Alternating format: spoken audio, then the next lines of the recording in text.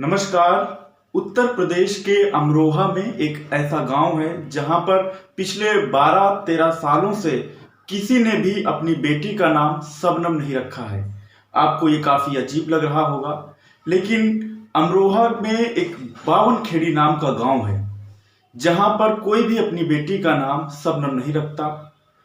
एक ऐसी ही कथाओं में भी प्रचलित है, रामायण की एक घटना है जहां पर कोई भी अपनी बेटी का नाम कैकेयी नहीं रखता, क्योंकि ऐसी लोक मान्यता है कि कैकेयी की वजह से दशरथ जी के प्राण गए, राम जी को वनवास हुआ, सीता जी का हरण हुआ, इतनी सारी कठिनाइयों का उनको सामना करना पड़ा, जिसके जिम्मेदार अमूमन लोग कैकेयी को मानते हैं। शबनम का किस्सा ऐसा है कि आपकी रूह तक हिल जाए। शबनम ने अपने प्रेमी के साथ मिलकर अपने ही परिवार के 7 लोगों को मौत के घाट उतार दिया। ये बात है 14 अप्रैल 2008 की। शबनम पहले अपने दोस्त साहिल के साथ मिलकर अपने परिजनों को चाय में कुछ जहरीला पदार्थ मिला करके उनको पिला देती है।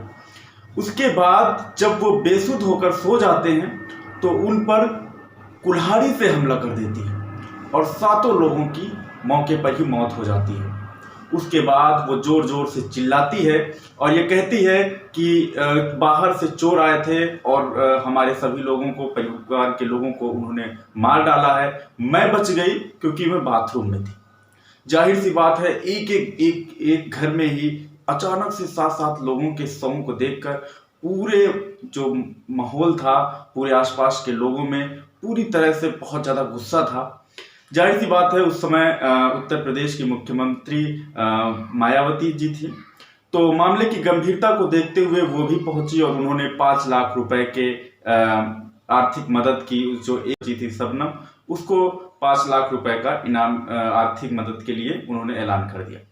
लेकिन पुलिस को शक हो रहा था शबनम पर, लेकिन चूंकि इतना ज्यादा जन आक्रोश था, पुलिस सीधे शबनम पर हाथ भी नहीं डाल सकती थी। उसके लिए ठोस सबूत होने चाहिए थे पुलिस के पास। तो पुलिस ने ये रिक्वेस्ट की कि अभी ये जो राशि है इसको रोक दिया जाए, कम से कम हमें 48 घंटे की मोहलत दी जाए। हालांकि पुलिस को 48 घंटे की मोहलत दी गई। जब शबनम की तबीयत खराब हुई तो जांच में पता चला कि शबनम 2 महीने की गर्भवती है, क्योंकि अभी शबनम की शादी नहीं हुई थी और पुलिस की जो शक की सुई थी वो पहले से ही शबनम की तरफ अटकी हुई थी। उसके बाद जब उसकी कॉल डिटेल्स खंगाली गई तो पता चला कि पिछले 1 महीने में उसने अपने जो उसका प्रेमी है, उसने साहिल से करीब 900 बार बात की। और जब उसके परिजनों की मृत्यु हुई उसके पहले उसने साहिल से फोन पर बात की, परिजनों से मृत्यु के बाद उसने फोन पर साहिल से बात की। और सबसे आश्चर्यजनक ये भी लगा कि जो पुलिस को सूचना दी गई वो पड़ोसियों के द्वारा दी गई। तो धीरे धीरे शबनम पर शक गहराता चला जा रहा था। उसके बाद पुलिस ने साहिल को उठाया और पुलिसिया अंदाज में जब उससे पूछताछ की तो साहिल ने अपना जुर्म कबूल कर लिया। उसके बाद शबनम और साहिल का जब सामना कराया गया तो शबनम ने भी अपना जुर्म कबूल कर लिया। एक ऐसी बेटी जो अपने ही माँ को, अपने पिता को, अपने 2 भाइयों को, अपने भाभी को, एक छोटे से मासूम कुछ महीने का 6-7 महीने के भतीजे को और मौसी की बेटी को 7 लोगों को मौत के घाट उतार देती है।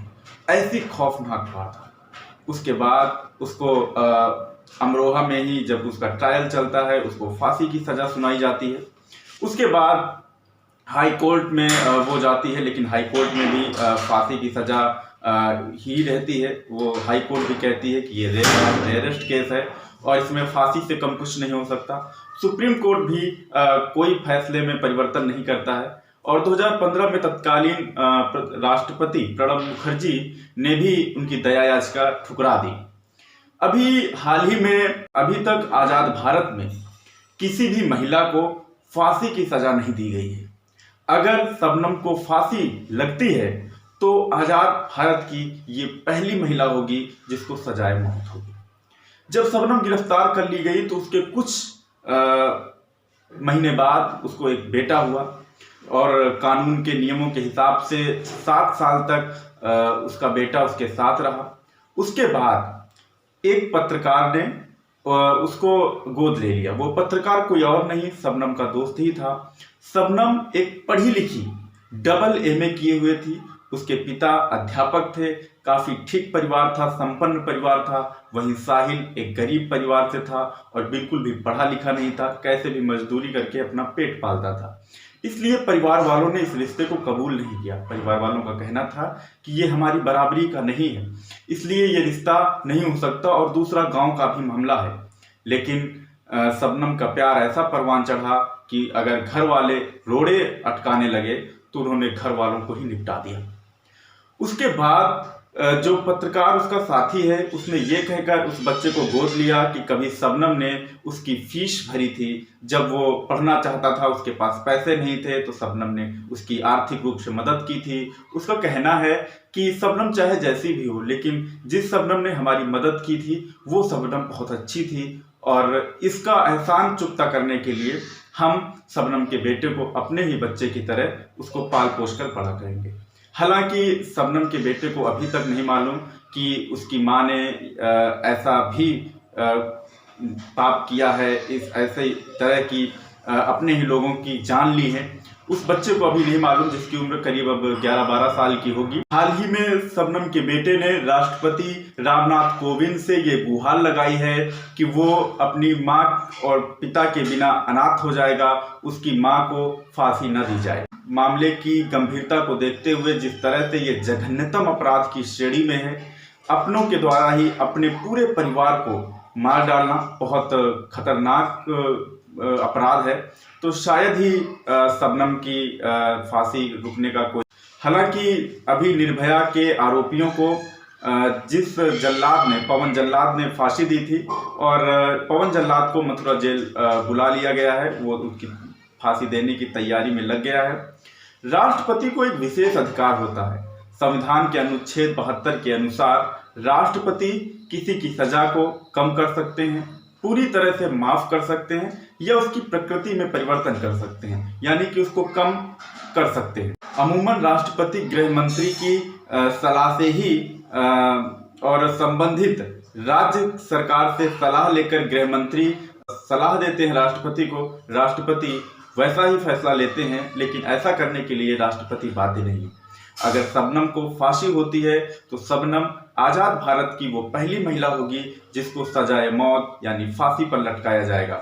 अगर आपको हमारा ये वीडियो पसंद आया है तो आप इसे लाइक, शेयर और सब्सक्राइब कीजिए। जय हिंद, जय भारत।